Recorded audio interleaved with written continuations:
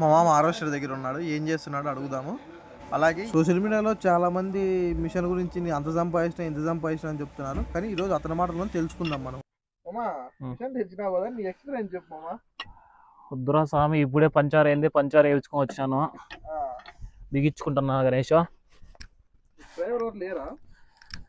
డ్రైవర్లు లేరు, ఏమీ లేరు నాయనా దేవుడా. ఈ సోషల్ మీడియాలో ఈ చూసి హార్వెస్టర్లు ఎక్కువ బాగా సంపాదిస్తున్నారు. నేను తెచ్చుకుంటే దీంట్లో చాలా కష్టం ఉందిరా నాయనా. నీకు మిషన్ తెచ్చానంటే అతి కష్టమైన పని ఏది మామా? ఎప్పుడన్నా కానీ చదువుకుంటే బాగుండు ఈ బైక్ లేకుండా అనుకున్నావా? అనిపించిందిరా, ఖచ్చితంగా 100కి 100% అనిపించింది గణేష్. దీంట్లో లోపల స్టవాకర్లు అని ఉంటాయి. ఈ స్టవాకర్లు క్లీన్ చేయాలంటే ఖచ్చితంగా సుక్కలు కనబడతాయి. అప్పుడు అనిపించిందిరా, చదువుకున్న మేలు కదరా నైనా దేవుడా. ఈ సోషల్ మీడియాలో ఏదో చూసి ఇన్స్టాగ్రామ్లో నేను బండి తెచ్చుకుంటే ఆ టబాకర్లు ఎదురితే ఇట్లా చేతులు దిగి చాలా కష్టం ఉంటుంది, అల్లాటపోకుండా ఈ పని.